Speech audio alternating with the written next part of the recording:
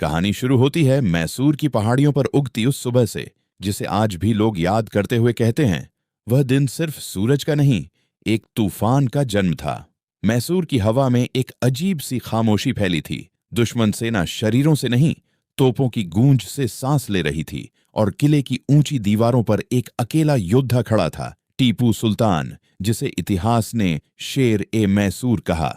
उसके चेहरे पर थकान नहीं, बल्कि एक ऐसी शांति थी जिसे सिर्फ वही समझ सकता है जो अपना सब कुछ अपनी मातृभूमि को दे चुका हो। टीपू ने नीचे देखा। हजारों सैनिक, तोपों की पंक्तियां, बारूद का धुआं और उनसे भी भयानक उसके अपने विश्वासघाती, जिन्होंने एक रात पहले दुश्मनों को गुप्त रास्ता दिखा दिया था। लेकिन टीपू के लिए यह नई बात नहीं थी। उसने अपने जीवन में लड़ाई कई लड़ी थीं, अंग्रेजों से, अफगानियों से और उन लोगों से भी जो हमेशा उसका हाथ मिलाते हुए उसकी पीठ पर छुरा चलाते थे। फिर भी वह मुस्कुराया, क्योंकि उसने बचपन में सुना था, शेर आखिरी सांस तक शिकार नहीं छोड़ता। किला चारों तरफ से घिर चुका था।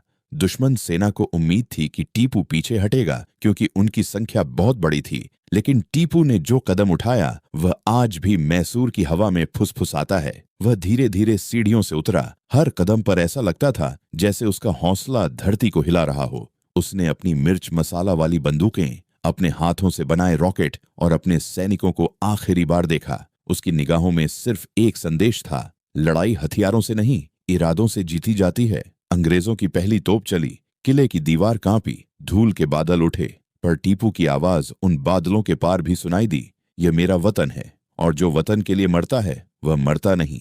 जैसे ही धुआं छंटा, टीपू सुल्तान अपनी सेना के आगे खड़ा था। उसके हाथ में तलवार थी, लेकिन उसकी असली ताकत उसकी आंखों में दिख रही थी, उम्मीद की लौ। जिस युद्ध को लोग हार मान चुके थे, टीपू ने उसे अपनी आखिरी सांस तक लड़ाई बना दिया। वे दुश्मन जो उसके नाम से डरते थे, आज उसे सामने देखकर कांप गए। वह रॉकेटों की आग के बीच दौड़ा, तोपों की बारिश के बीच झपटा और इतनी तेजी से लड़ा मानो हर वार के पीछे मैसूर की तकदीर छुपी हो। लेकिन युद्ध कभी सिर्फ ताकत से नहीं चलता, कभी कभी किस्मत भी एक मोड़ लेती है। धूल, धुआं और चीखों के बीच एक गोली टीपू के सीने में लगी। वह जमीन पर गिरा, पर उसके चेहरे पर दर्द नहीं, एक अजीब सी मुस्कान थी, क्योंकि उसकी नजर किले के ऊपर उड़ते झंडे पर थी, जो अभी भी मैसूर का ही था। वह जानता था वह गिरा है, पर झुका नहीं है। उसने आखिरी बार आसमान की तरफ देखा और धीमे से कहा, गुलामी में जीने से आजादी के लिए मरना बेहतर है। धूप उसके चेहरे पर पड़ी और ऐसा लगा जैसे पूरी धरती उसकी बहादुरी को सलाम कर रही हो। उस दिन टीपू सुल्तान हारकर भी जीत गया, क्योंकि उसने दुनिया को दिखा दिया